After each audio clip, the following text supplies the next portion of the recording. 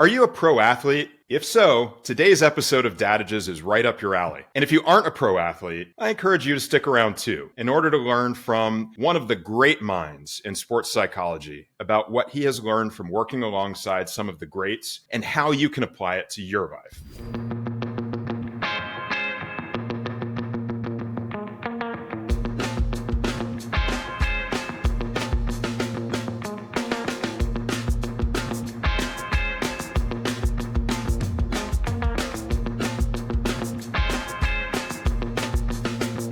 Hello, Dadages friends and family, and welcome back to Dadages. I'm really excited to bring you today's episode and our continued focus on the Dadage. Surround yourself with people who are better than you are at what they do best and let them do it. And I'm even more excited to welcome today's guest to Dadages because he's certainly somebody better than I am at what he does best. Our guest today is a #1 best-selling author of a dozen titles, a counselor, master life coach, international speaker, radio and TV host, and a minister whose mission is to positively affect 2 million people or more every day in every area of life, regardless of their current circumstances. Notably, today's guest is the author of a brand new book published August 18th, 2023, entitled Mental Mastery and Maximum Performance for Professional Athletes. Take your career and your life to the next level. I was fortunate enough to get an early copy and read it cover to cover. It's a great book, and we'll talk about how you can get your hands on it later in the episode. In the meantime, it is my distinct pleasure to welcome to the Dadages virtual studio, David Essel. David, welcome to Dadages. Oh my gosh, Chad, we have been waiting for a couple weeks now, if not a couple months, to be on with you. And thank you for such a beautiful introduction.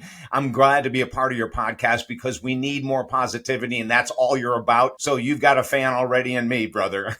Oh, I really appreciate that, David. It means so much. And David, we'll get into the book, but first, I want to start with your mission. Positively affect 2 million people or more every day. I love what Jim Collins, another author, refers to as BHAGs, big, hairy, audacious goals. And it sounds like you definitely have one. Can you help us at Dadages understand how you make something like that a reality? Yeah, it's really fascinating, Chad. For years, we used to always talk about, financial goals. As a business person, an entrepreneur of 43 years, I had business coaches and we would set goals to make every day, every week, every month, every year, just the basic thing that entrepreneurs all have to learn in order to survive and thrive and grow your business. And, we got to a point where one day I said, it was a woman I'd worked with for a number of years, a phenomenal business coach. And, I said, I'm really getting burned out on checking numbers. I really am. I'm over it. It's like, okay, we can continue to count dollars in and we can say, wow, we had a really horrendous month last month.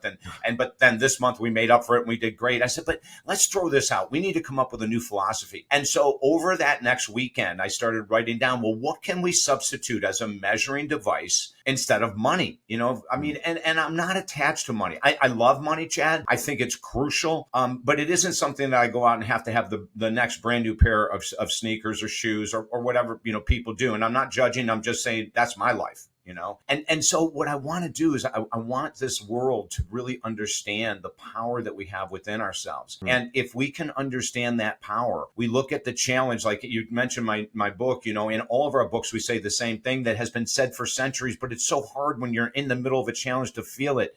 Challenges are opportunities to grow. Absolutely. Absolutely. Every challenge in the world, whether I'm working with a professional athlete or I'm working with an executive or a stay-at-home mom, when we get that idea in that a challenge is the only way to grow. It really is the only way to grow. The comfort zone, there is no growth. We know that. Absolutely. It's not that the comfort zones are bad. We should sit in a comfort zone and thank ourselves for being brilliant enough to get up every day and meditate or whatever it is that's a comfort zone for you. But then when I ask an entrepreneur or an athlete or a stay-at-home mom or dad or whatever, like, how do we turn what you're facing right now into something good? How do we change that terminology? And I want to say something, Chad, that's so important. It cannot be done only via your thoughts. You will never change a belief of fear, insecurity, overwhelm by your thinking alone. The brain is not capable because of something called the amygdala, which we could get into down the road. But, you know that whole adage, a dog chasing its tail. So someone is in anxiety, someone's in worry, someone's in all of those kind of things, And so what we want to say is, okay, what is that thing that's creating in anxiety, worry, overwhelm. And how do we look at that as something with potential good, even if we don't know what's on the other side of the mountain, with potential good? Last thing I'm going to say, and I'm going to actually allow, ladies and gentlemen, Chad to speak during his own podcast. It'll probably come up in a little while, so hang in there. You'll hear from your host.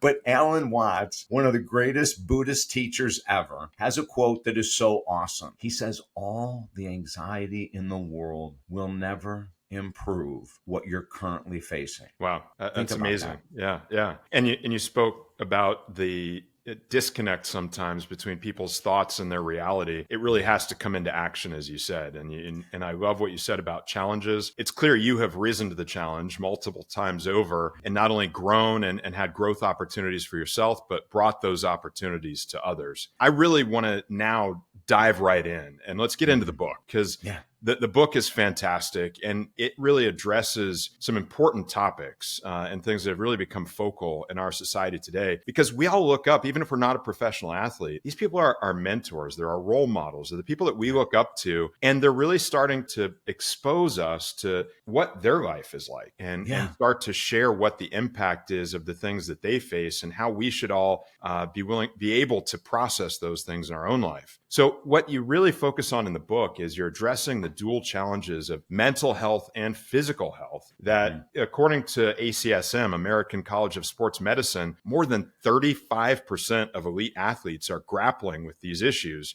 What motivated you to tackle this complex issue, and what unique insights can readers expect when they get their hands on Mental Mastery and Maximum Performance? Well, Chad, the first thing that you said that I want to back up on is that when we wrote the book, it was really for professional athletes and high college elite athletes only. And what we found is we're getting all these everyday people that aren't athletes that are reading the book going, oh my God, I had no idea that Greg Louganis, the Olympic diver, went through this. I had no idea that the heavyweight boxer Deontay Wilder is so involved in meditation and personal growth.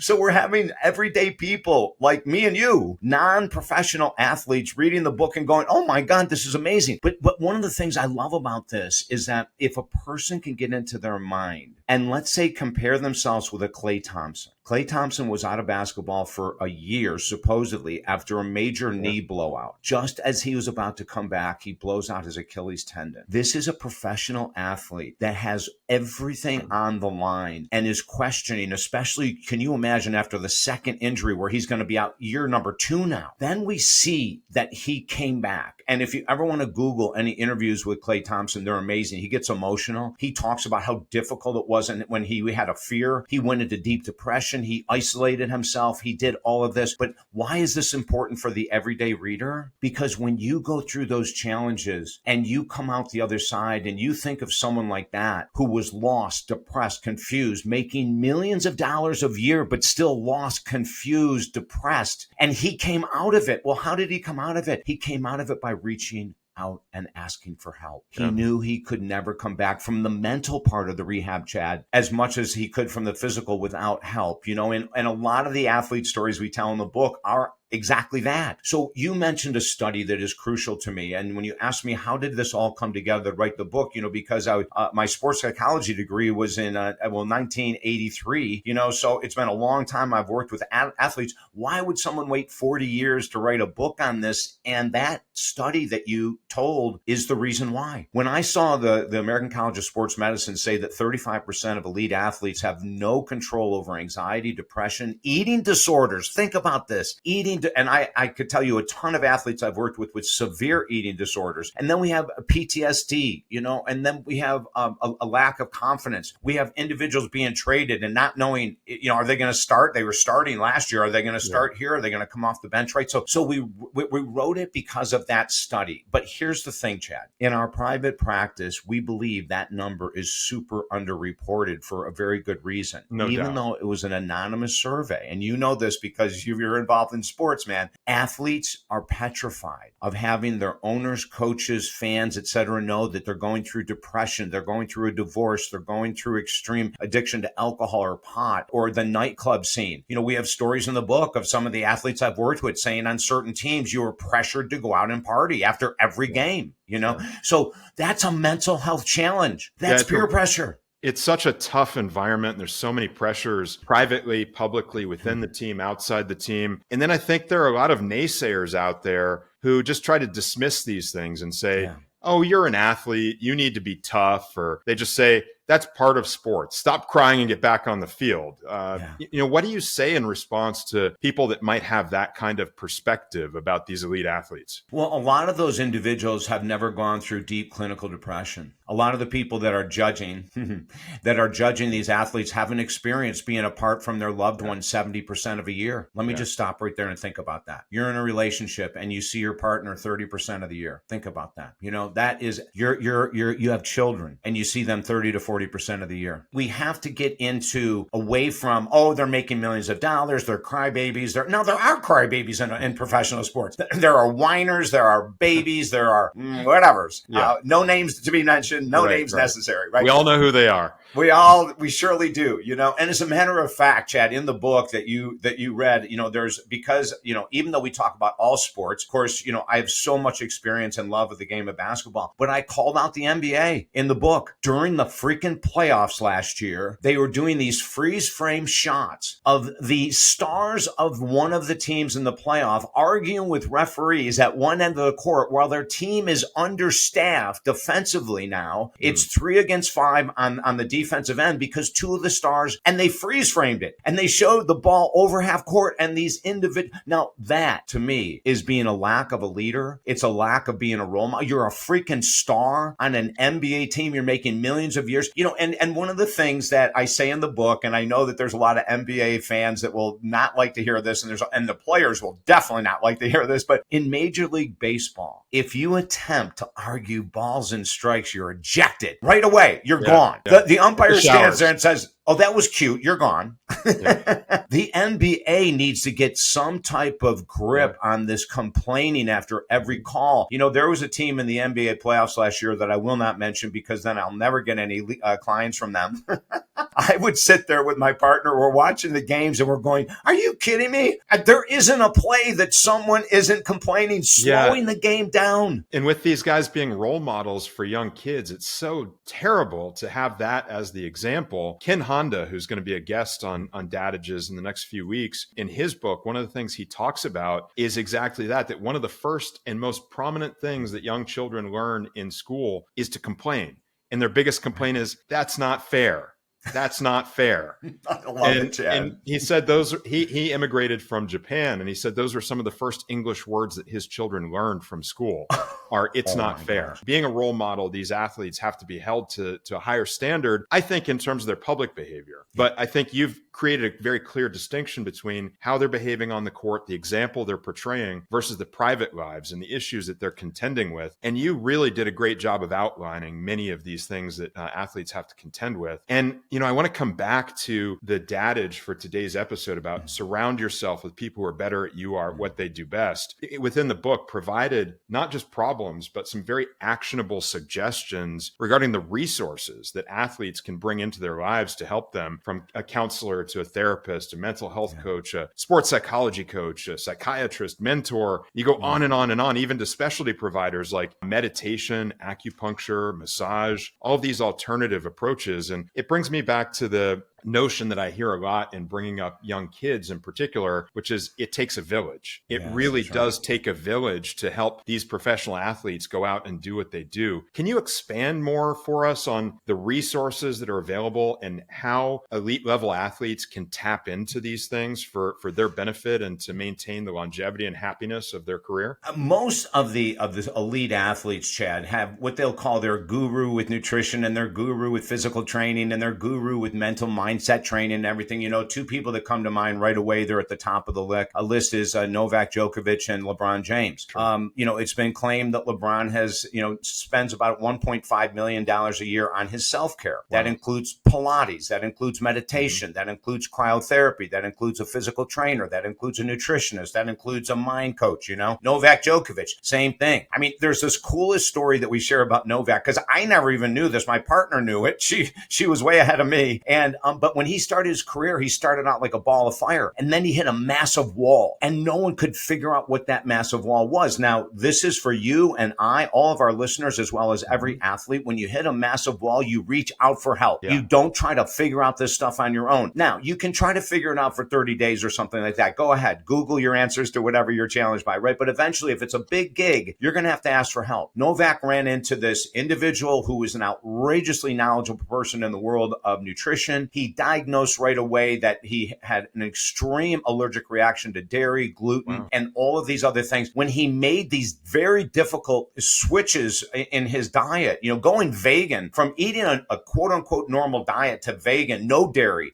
everything organic, is very difficult, for anyone to do. And yet he says in our book that change, combined with his psychological, spiritual work, which includes hugging trees, by the way, Chad, he hugs trees with his family. He's literally a tree hugger. He is a true tree hugger, and he admits it without any hesitation, right? And he talks about, walking on earth through sand, through grass to ground ourselves, the spiritual lives. And this is one of the things I really try to help all of my professional athletes with, is we need to add that spirituality. We need to add that leadership. And who is the best coach in the world that I've ever run into in regards to doing it at a professional level, who won, I believe it was 13 NBA titles as a coach? If you have any idea who I'm talking about, he was an innovator. He still is. Coaches still are not catching up to how brilliant this freaking guy was. Listen, you win 13 freaking titles. Don't you think every coach in the world would be doing what that coach did? Yeah. And we're talking about Phil Jackson, Chicago and Los Angeles. He had them. I'm getting chills right now.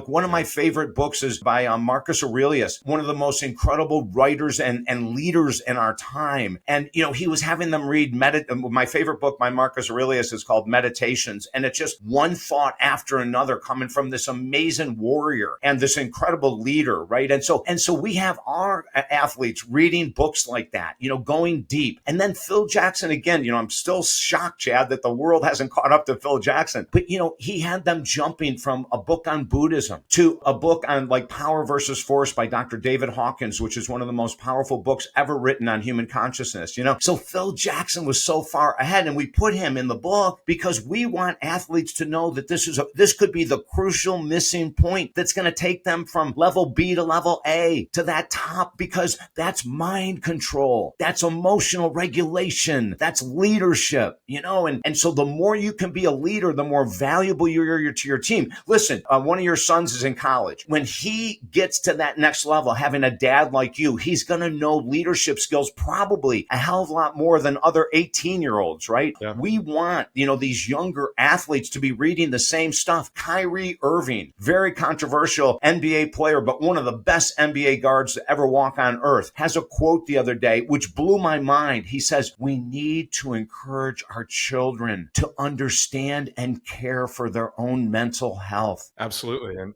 And thank you for bringing up my son, Braden. I'm obviously a very proud dad, both my boys, Braden and Camden. And my son, Braden, has been at Stanford now for 8 weeks. And somebody asked me, well, how's he doing? This is a great segue into what I want to talk to you about next, because what I said in response to that, and I thought about it for a moment, I said, you know what? I've come to realize that my son, even 8 weeks in, I can already tell he's going to be a better Stanford student than I was, because he's a consumer. I've trained him to self-advocate. And it's one thing that I'm proud to take credit for as a father, is that I taught my boys to identify the resources around them and go out, seek them, and bring them into their lives to make things better. And you've talked about in the book and here today, the stigma that's attached to seeking the kind of care that these athletes need. And I know as a father, as I've just described to you, I've really focused on that self-advocacy on their part. And I think I know the answer to this question, but do you see that there's a shortage of access to these kinds of resources for athletes? Or do you think there's a shortage of advocacy on the part of others and self-advocacy for the athletes to tap into the resources that exist? Oh, Chad, there's more resources than is even needed. That's the darn truth. There's more resources out there, but we have the problem with athletes being completely concerned and overwhelmed with the fear that someone may find out that they're working with someone like me, a sports psychology coach. coach. So we have the resources, but we have to get through that stigma. Now, speaking of stigma, in 2020, the Indianapolis Colts, it tells you a little bit about my age. The Indianapolis coach, the team put together, and the owner is completely behind it in 2020, kicked the stigma of mental health. Now, they started the program in 2020. 2 nights ago on TV during a football game, they have new PSAs. The Indianapolis Colts are paying for their own PSAs, public service announcements, saying kick the stigma. They've got these athletes up there, with saying we are in overwhelm. I love that word, Chad, because that really states the mental health status that we're in overwhelm. So football players, you have access through NFL to get mental health help. Now, the NBA created NBAmindhealth.com. It is a website for NBA players and the world, of course, But then we also have something that I want to talk about that I did not put in the book, Chad, about mentorship. Dadages exclusive. This is a Dadages exclusive, exactly. And part of it is in the book, and then the part isn't. So I write a story about meeting who I believe is one of the top underrated centers of all time in the NBA. He came in as a forward. He was forced at 6'10" to be a center, and he was a freaking rock star. And I'm talking about Moses Malone, of course. And you read my dedication of the book to him. I met Moses when he was like 17 and I was 15, and I fell in love with the guy. As the story goes in the book, Dave Bing, the former Syracuse University All-American, Detroit Piston NBA player, and Detroit mayor of Detroit. Dave Piston had a camp when I was 13, 14, 15, would go to. And one day this limousine pulls up and this really tall, very young, super skinny kid steps out with a torn, dirty white t-shirt, shorts held together with a safety pin, sneakers without enough laces to keep him on his feet. He was just dragging it behind him. And everyone in the camp is going, who is this getting out of a freaking limousine? And 7:00 that evening over the loudspeaker, you hear Dave Bing himself say, in 15 minutes, I am challenging Moses Malone on court 1 to a one-on-one playoff. And the place went nuts, right? So I won't tell the rest of the story, what happened there with Moses. Hype, as they say today. Yeah, totally, And it was incredible. And the fact that at 17, Moses Malone could even hold court with an NBA All-Pro, you knew he was special, right? And for people that don't know, who like basketball, that don't know much about Moses Malone, one of his greatest games was 50 points and 30 rebounds in one freaking game. This is to tell you the power of this mother. 2-time MVP champ. I mean, I could go on and on, Chad. I get so excited talking about Moses. Unfortunately, in 2015, he passed away in his sleep, But let me tell you the next part that is not. This is the Dadages exclusive. So the other day, I'm watching Charles Barkley in an interview, and they say to him, because this is part of the mental health that the world of athletics needs. And they said, did you have a mentor when you came into the NBA? Did you have someone you looked up to? Did you have someone that helped you? And Charles Barkley had this big old beautiful smile. And he said, yeah, I got a story that's going to kind of surprise you. And so the announcer goes, well, what are you talking about? He goes, well, I get drafted in the NBA, and the first team I'm on, Moses Malone is on. And I am a huge fan of, this is Charles talking. And I'm a huge fan of Moses Malone. And I go up to him and I introduce myself, and he looks at me and he goes, you're fat, you're lazy, and you're never going to be an all-star. Lose 20 pounds. And he walks away.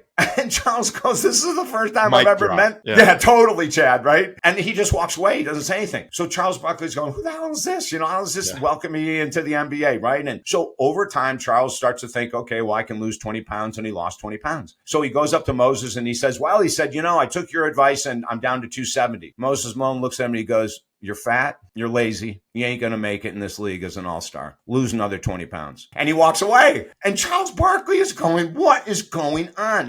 Then Charles gets competitive, right? And he said, that's it. He goes, I'm going to do it. So he loses the 20 pounds. Now he's down to 250. And he walks in proud as hell to Moses Malone and says, there you got it. I'm at 250. Moses looks at him and he goes, you're too light to be an NBA all-star. Get up to 260 and stay there. And then Moses walks away and Charles goes, oh my gosh. And then Charles says this, the best advice that's ever been given to me was given to me by Moses Malone. Wow. He is the one that turned me into an NBA all-star. Chad, for our audience right now, you have a boss you can't stand. take a step back. Maybe their criticism is well directed and maybe they're right. You have a partner that's trying to take a stand. Maybe they're right. Maybe they're not. But at least we have to say maybe they're right. And that's what I respect about Charles Barkley so much. He was mad, he was hurt, he was upset, but he did it anyway. That's a leader. That's why Charles Barkley has the following he still has today. He's got a great personality. A lot of people don't like him. I think he's funnier than heck. I think he's also one of the most honest of all analysts. He doesn't pull punches. He may not always be correct in a lot of people's minds, but he speaks what he believes is the truth. And the story I just shared with you, when he was willing to say that on national television, I have so much respect for Charles Barkley. For every athlete or every elite college athlete, you need a mentor or more than one. I fill a role as a mentor in the world of the mental skills and some of the physical skills practices, the philosophy practices, the spiritual practices, the relationship healing practices, the confidence. That's in sports psychology. We deal with everything. In my case, it's a little different because as a counselor also, we do go into helping deal with children and deal with, partners when you're on the road that much and all of those kind of things. We also help, and if you think about this, there's a lot of times that players will hold huge resentments against teams that trade them. They'll hold huge resentments against being now the sixth man or the seventh man or the eighth versus a starter. Yeah. And then let me tell you again, role models. And I'm just going to go to the NBA. Kyle Lowry, starting guard for Miami Heat. We go into the playoffs. He's not the starting guard anymore. He comes off the bench as a maniac. He does not allow this. This is a leader. Russell Westbrook. Oh my God. One of the most amazing individuals that has ever stepped on the court. And if all you have to do is, if you don't agree with me, if you don't like him, I don't care. Look at his numbers. You cannot argue with numbers. You cannot touch his numbers. He's amazing. He went to come off the bench for the Lakers. He came off the bench like a mad animal. Yeah, that guy is, see, these are the leaders. Now, your son has the opportunity with you as a dad to understand these principles, For everyone else out there, you cannot rely on your athletic ability. It's not enough. It never would be enough. You've got to have it all together, mentally, spiritually, physically, even financially. I tell stories about Ernest Graham, one of my favorite stories in the book about an athlete that does it so differently. And last night on social media, J.R. Smith, a former NBA All-Star, talked about how he screwed up his life by never paying attention to spending habits while he was an NBA star. And he's suffering now financially because of that, right? So we work with athletes to make sure. Now, we don't tell them where to invest their money, but we do help them with the budgeting point of view. Right. Then let me jump back to Ernest Graham. The first time I interviewed Ernest Graham, he was an All-American running back at the University of Florida. Then he went on to the Tampa Bay Buccaneers. And I say to him, what's one of the coolest things that you did in the NFL that's different than anyone else? And he sat there for a second and he looks at me and he goes, well, he said, I took my signing bonus and I invested it. I said, you did what? He goes, oh yeah. He said, I was ready from the get-go. He goes, and then shortly after that, I opened an insurance company while I was in the NFL so that I knew if my days were shortened, I was going right into a business, and that kind of, that's a leader, right? That's a leader. But you've got guys coming in and getting sinus bonuses of millions of dollars. And within a couple of years, because of injuries or trades, or they don't perform at the level they thought, and they've spent that money. The average age of a professional, or number of years of a professional athlete could be 3 to 4 years of playing time, the average, at a very high level. And then, of course, you got the freaks like Tom Brady and LeBron James that go for 300 years. They're like Moses, for God's sake, still playing sports, and you just can't even believe it. They put their walkers on their seat and they get out on the court and the adrenaline takes over. But, we need these leaders, and that's what the book is about, lifting the world up to understand what does a leader look like? How do we face our challenges? God, Chad, and I know that I'm going off here because I get so excited talking about this stuff, but, we have this program in the book that we teach people,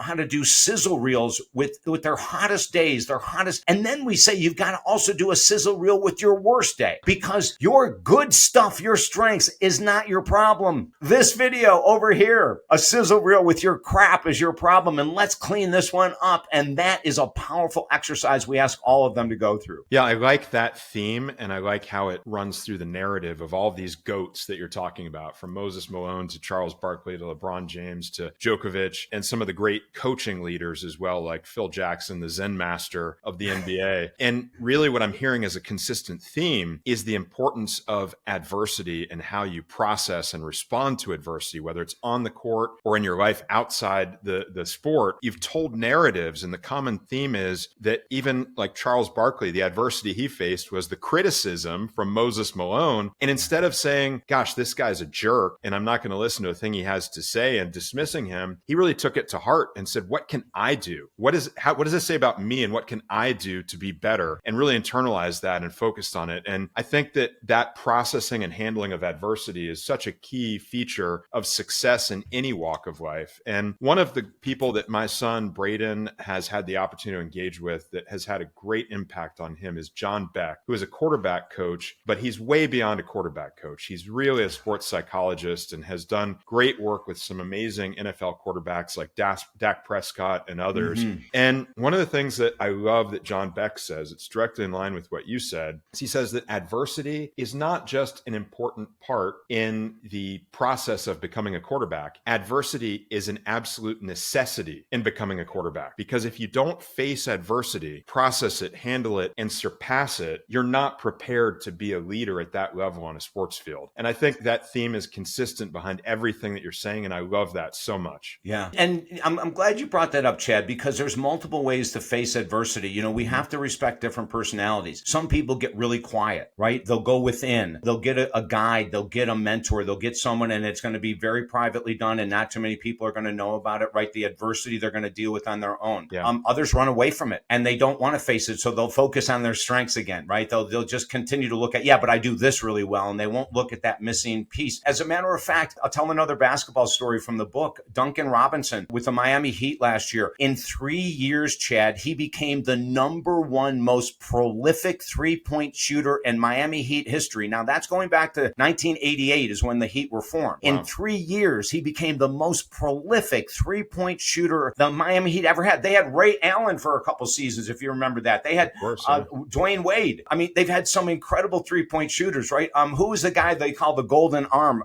from North Carolina? They've had all of these. And in 3 years, this freaking dude wipes all these records out. But wait a second. We go into the playoffs last year. And after the first round, Duncan Robinson is not seen. He's not getting into any games. Now, during the season, he was relied upon heavily. Now, we also have to remember Tyler Hero was out. He was hurt. So here's their other top three-point shooter, and Duncan Robinson is getting no playing time. And we're going, what the heck's going on? Or Coach Spoelstra will put him in for 2 or 3 minutes, and he yanks him immediately. Then we get to the end of the Boston series. Now, I don't know, and I'm going to send this book to Duncan because I write the story, and I'm going to ask him what happened. But I say in the book, one of two things happened. Either Duncan Robinson saw what he was avoiding doing to get him more playing time, or one of the coaches finally got into his head, or a player got into his head and said, if you don't start doing this, you ain't ever getting back in. Yeah. And what was starting to do this? It was cutting without the ball. He was a stand-up three-point shooter. He started cutting. And as I get excited, as I say in the book, it was all of a sudden Duncan Robinson, another layup. Duncan Robinson, another layup. We hadn't seen Duncan Robinson do layups all season long. All of a sudden, he's getting major minutes in the Denver playoffs. You know, the final NBA finals, yeah. Duncan Robinson comes back and he just kicks butt. The adversity he faced was sitting on the bench when he's heralded. Can you imagine that mentally? You're heralded as the most incredible three-point shooter ever with the Miami Heat basketball team, and you're in the playoffs and you're on the bench. I mean, that would screw with most people's heads. And it did screw with his until somehow the lock turned the key, or the key turned the lock, opened it up, and he went off. I love this stuff. Yeah. These key moments that you're talking about are so pressure-packed and they can be so impactful.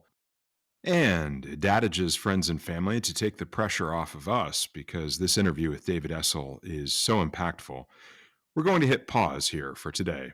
Please join us for the next episode of Dadages, where we will pick up right here with David and provide the exciting conclusion to this powerful episode of Dadages.